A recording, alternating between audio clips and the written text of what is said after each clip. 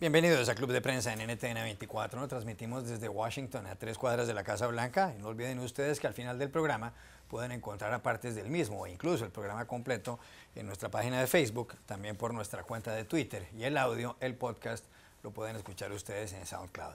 Y les doy la bienvenida a los invitados en el día de hoy. En primer lugar, un invitado muy especial, el director para las Américas de la ONG estadounidense Human Rights Watch, José Miguel Vivanco. Bienvenido a esta mesa como siempre, señor Vivanco. Un agrado estar con ustedes. José Díaz Briceño, corresponsal de Reforma de México, bienvenido también. Gracias, Juan Carlos. Y Muni Jensen, analista política del Club de Prensa, bienvenida a este programa. Gracias. Señor Vivanco, la primera cuestión que vamos a tratar hoy aquí tiene que ver con la crisis entre Colombia y Venezuela. El miércoles de la semana antepasada ya hubo unas heridas que sufrieron algunos miembros de la fuerza pública venezolana en unos altercados con delincuentes colombianos. Ambos países son limítrofes, en Venezuela viven alrededor de 5 millones de colombianos. A raíz de eso, el presidente de Venezuela, Nicolás Maduro, cerró la frontera, militarizó 5 o 6 municipios del estado Táchira, limítrofe con Colombia, y además ha deportado alrededor de 1.000 colombianos.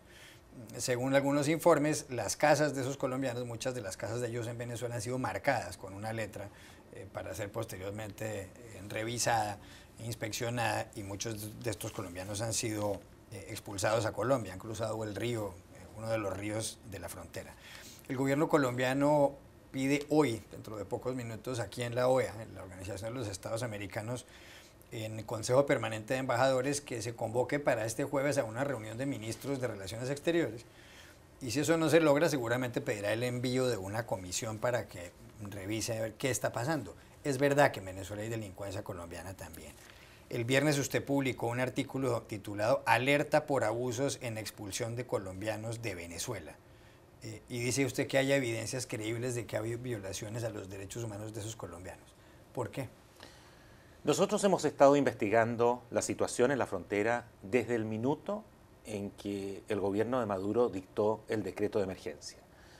Un decreto de emergencia de esa naturaleza, que no ha sido además objeto de un escrutinio acucioso, riguroso por parte de la Corte Suprema venezolana, debido a que es una corte que está dominada, que está subordinada al Poder Ejecutivo y que confiere facultades amplísimas a la Guardia Nacional Bolivariana para allanamientos de personas, de bienes, de vehículos, sin que existan mayores controles en Venezuela. Dado el récord, que es realmente deplorable, en materia de abusos por parte de las fuerzas de seguridad venezolanas, no solo la Guardia Nacional Bolivariana, sino otras fuerzas de seguridad que están actuando en esa zona, en Táchira, en la frontera con Colombia, y dado el hecho de que en Venezuela no existen instancias independientes, ya sea judiciales o no judiciales, capaces de frenar abusos, de impedir, de prevenir estos abusos, nos decidimos por hacer una investigación en la frontera, tanto del lado de Venezuela como del lado de Colombia. Y las evidencias que pudimos recoger, que son creíbles, que son sólidas, son serias, demuestran que se están produciendo abusos graves, deportaciones incluso de ciudadanos colombianos con estatus de refugiados en Venezuela. Eso es gravísimo. Eso incluso lo ha denunciado ACNUR. Y no solo eso, sino que abusos físicos, verbales, destrucción de bienes, arbitrariedades frente a las cuales los venezolanos y colombianos, y digo venezolanos porque también hay venezolanos que están sufriendo estas consecuencias porque están casados o emparejados con colombianos o colombianas, no tienen recursos, no tienen una posibilidad de defenderse, están en una situación de indefensión total. Hay familias que han sido separadas, hay niños que han quedado de un lado de la frontera y los padres del otro, de tal modo que aquí estamos frente a una crisis humanitaria provocada, generada por el gobierno de Maduro, que merece una atención inmediata de la comunidad regional.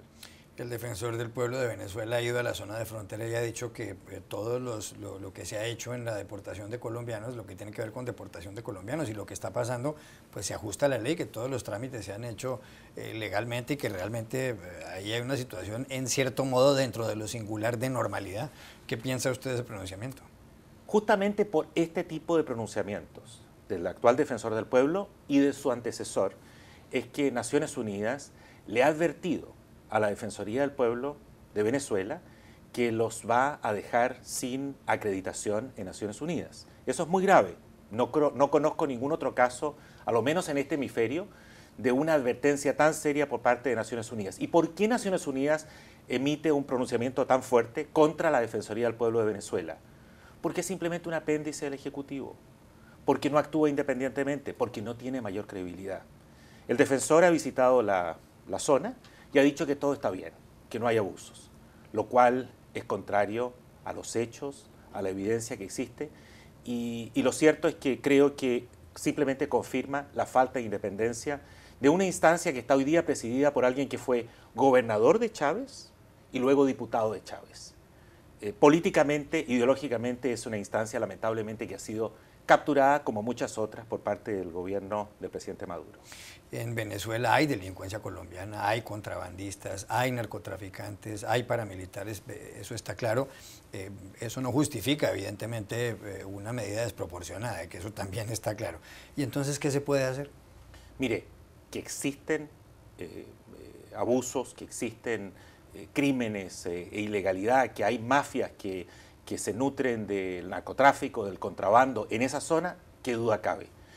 Pero la solución no es generar un problema artificial con Colombia, por parte de Venezuela, deportando sin mayores controles y expulsando a ciudadanos colombianos sin que exista un procedimiento riguroso, serio, sino simplemente pareciera estar motivado por un afán por distraer la atención de los venezolanos de los problemas reales que están sufriendo. ¿Qué importan todos estos pronunciamientos como el suyo para un hombre como Nicolás Maduro, que no le presta atención ni a la Comisión Interamericana de los Derechos Humanos, la CIDH aquí en Washington, que pertenece en cierto modo a la OEA, que no le presta atención a la OEA, que esta mañana la Cancillería venezolana, ante un pronunciamiento de la Unión Europea pidiendo diálogo y pidiendo una solución a lo que está ocurriendo, lo que dice esta Cancillería es que esos son unos burócratas europeos que más bien deberían atender la grave crisis humanitaria que tienen allá por los inmigrantes. ¿Qué resultado pueden tener pronunciamientos como el suyo? Usted mismo ha sido expulsado en algún momento de Venezuela. La pregunta es, ¿eso para qué sirve? Mire, no nos debe sorprender la arrogancia, la actitud, digamos, indolente del gobierno de Venezuela frente a estas denuncias. Tanto de Naciones Unidas, de la Unión Europea, de organizaciones como Human Rights Watch y otras.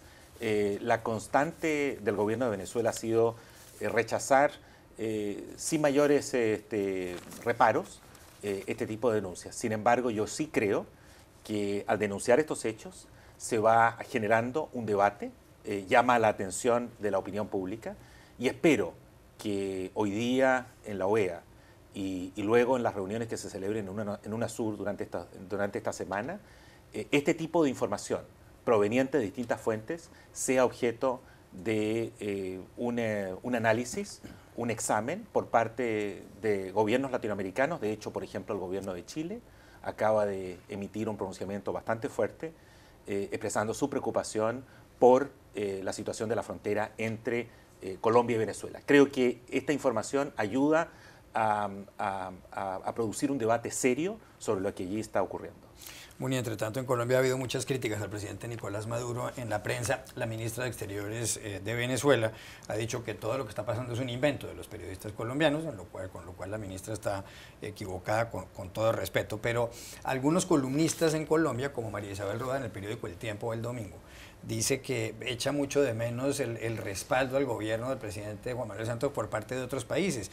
Dice justamente ella que cuando Santos hizo campaña para reemplazar a Álvaro Uribe, una de las cosas que él dijo en cuanto tiene que ver con política exterior es que iba a mejorar las relaciones con los vecinos, con la comunidad internacional. Uribe tenía muchos problemas con algunos vecinos, pero en cambio eso no se ha visto, que metidos en este berenjenal con Venezuela, no hay ninguna voz que apoye a Colombia. Ahora, no sé si el hecho de que la OEA se vaya a reunir hoy, el Consejo Permanente de Embajadores, o que las Naciones Unidas se hayan pronunciado, en cierto modo, por lo menos están pidiendo alguna solución diplomática. Bueno, y no solo fue una promesa de campaña del presidente Santos, sino que él realmente la ejecutó. Él se dedicó a apaciguar las relaciones con los vecinos y a crear un ambiente de prudencia en las relaciones diplomáticas que ha sido bastante criticado, especialmente en estos momentos donde él tardó en ir a la frontera, tardó en reaccionar, tardó, según coinciden muchos colombianos, en llamar a consultas al embajador.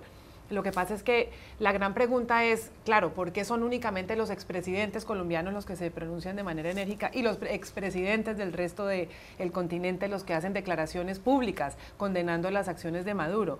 Porque hay una especie de silencio cómplice continental frente a Nicolás Maduro. ¿Y por qué Colombia parece maniatada frente a esta crisis? ¿Y por qué solamente las instancias como la OEA, como UNASUR, que si bien son las instituciones adecuadas para enfrentar este tipo de problemas, no parecen tampoco tener músculo para resolverlo?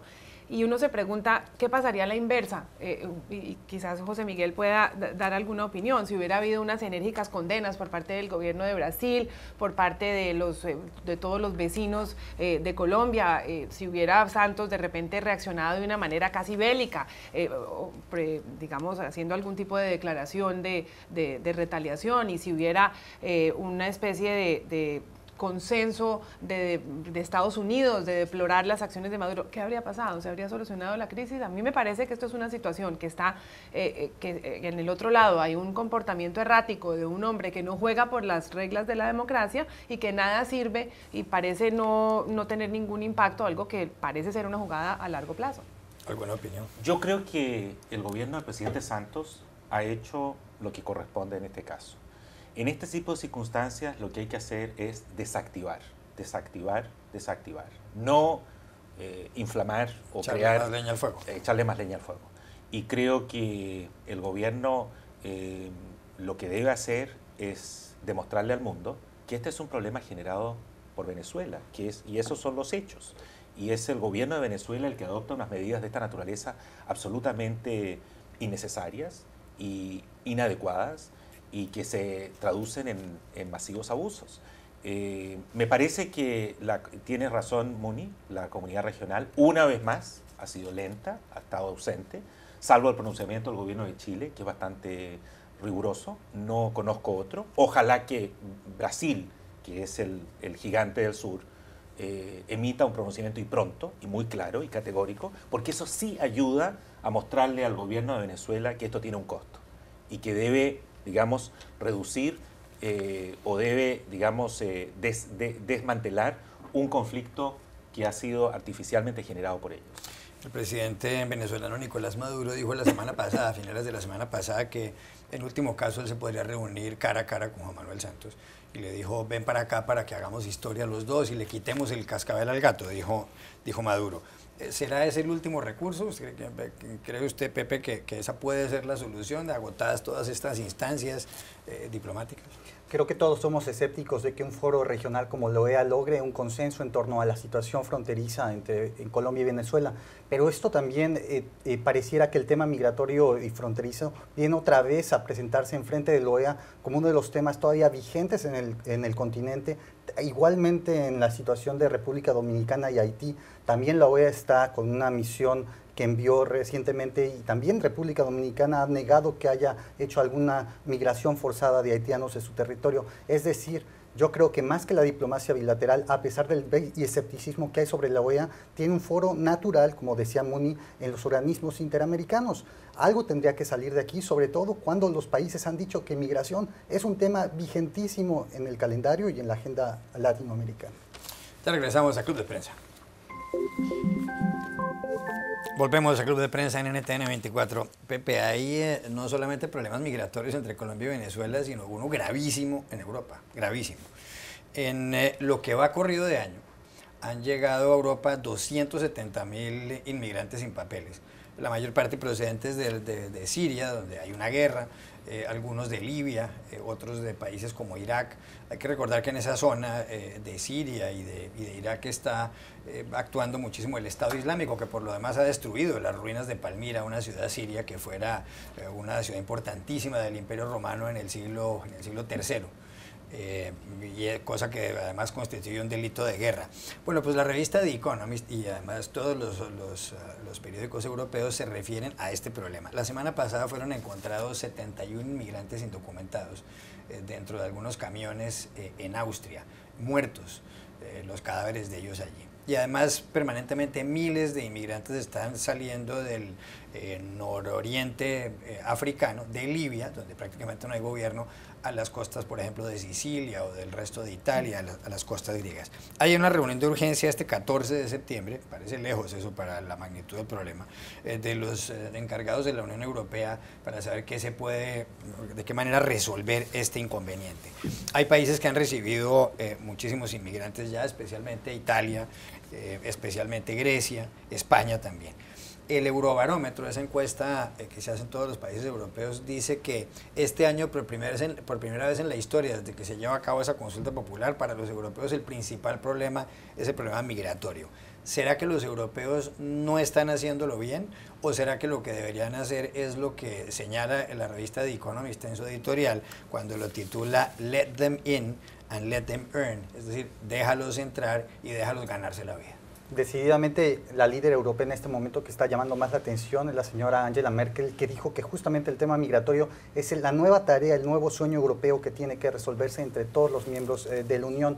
Hay que decir que a muchos no nos gustará o no les gustará el estilo parco de la señora Merkel, no necesariamente es la mejor oradora en el tema internacional, no necesariamente a muchos les gusta su estilo de políticas económicas, y sin embargo yo creo que en este tema, al admitir todas las solicitudes de asilo de los refugiados sirios llegando a cualquier país de la Unión Europea para su país, me parece que ha tomado una posición de liderazgo que pocas veces vemos en el escenario internacional. Hay que decir que el número de inmigrantes, de refugiados en este caso, que está recibiendo Alemania es muy por encima del compromiso de incluso naciones que tienen injerencia directa en el conflicto sirio. Digamos, por ejemplo, Rusia, Irán, los países del Golfo. Ninguno ha aceptado algún tipo de refugiados sirios saliendo del horror de ISIS. Obviamente los países vecinos, Líbano y Jordania, están recibiendo millones de refugiados sirios, y es tiempo que el resto de los países, y sin embargo no se ve claro, en Europa del Este están muy resistentes a admitir a refugiados que no sean cristianos. No se ve que tomen una posición de liderazgo. Habrá que escuchar a Merkel. El Líbano, como estaba diciendo Pepe, ha recibido 1.100.000 inmigrantes sirios huyendo de la guerra, y Turquía ha recibido 1.700.000. Sí, los números que creo que son 270.000 en Europa parecen nada a un continente muchísimo más próspero, y llama la atención cómo ha generado un rechazo de todo el continente. Creo que la tesis de dejarlos entrar y dejarlos ganar que propone The Economist es una especie de utopía o una teoría muy bien diseñada, porque si bien dice que la población europea está envejeciendo, que esto es una fuerza laboral joven con unas aptitudes complementarias que puede ayudar incluso a llenar el hueco pensional que se le viene a Europa encima, y que es una forma de crear una nueva generación bajo los ideales europeos, de que son un país rico, pacífico, que deje entrar. Eso suena muy bien y es posible que sea cierto, pero lo que pasa en la calle es que Europa en gran parte se recupera de una crisis económica, de unas tasas de desempleo enormes, y lo que está sucediendo es justo lo contrario, es un temor grandísimo de que estos inmigrantes se les queden con los trabajos, que creen una carga mucho mayor sobre el sistema social y se conviertan en una amenaza no solamente cultural, sino incluso hay miedo de que se convierta en una amenaza terrorista, y eso ha dado muchísimo oxígeno a los partidos xenófobos, a los partidos neonazis, a los partidos que tienen como bandera estar en contra de la inmigración, y están generando un fenómeno muy peligroso. Esta reunión de la Unión Europea, reunión de emergencia para dentro de 2 semanas, lo que resalta también es la disfuncionalidad de Europa como unión, y la dificultad que tienen, por ejemplo, en establecer cuotas por país, de qué países dejan entrar, cuáles países tienen mayores responsabilidades con los refugiados. Me parece un problema algo difícil de resolver, sobre todo dentro de la estructura política que tiene la Unión Europea en este momento. Es que finalmente la Unión Europea son 28 países, y además ha habido críticas hoy de uno de los ministros franceses a Víctor Orbán, el jefe del gobierno húngaro. La mayor parte de los inmigrantes indocumentados están entrando a la Unión Europea por Hungría, están incluso acampando en algunos parques de Hungría, porque el señor Orbán ha creado una valla malla de alambre de púa muy cortante, de 160 kilómetros de longitud y de 1,5 metros de alto. El gobierno francés lo ha criticado, Orbán ha dicho que, pues, que él tiene todo el derecho de hacer esto. ¿Cómo ve ustedes de Human Rights Watch esta crisis? Bueno, creo que Moni ha apuntado a un aspecto muy importante y es el que es una unión de países, pero con distintas reglas y distintas prácticas, distintas políticas, pero sobre todo distintas reglas.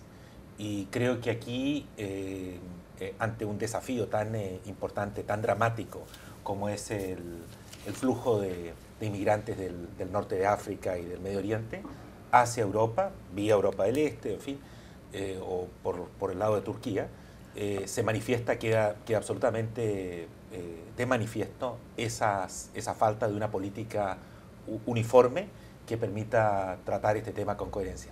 Yo sí creo que ojalá en la reunión del 14 de septiembre se avance en diseñar un mecanismo que permita diferenciar con toda claridad entre refugiados por razones políticas, es decir, aquellos que están huyendo de la violencia, que han sufrido persecución, que deben tener una categoría distinta y yo diría privilegiada en relación con aquellos que están buscando un mejor destino, es decir, están buscando trabajo, oportunidades económicas, también muy legítimas, pero son cosas muy distintas. Hay que ser capaces, y Europa tiene los elementos, tiene los recursos, como para distinguir, diferenciar entre aquellos que huyen por ser víctimas de la violencia, de ISIS o del gobierno sirio, o de otros grupos terroristas de la zona, de los que están emigrando por razones económicas.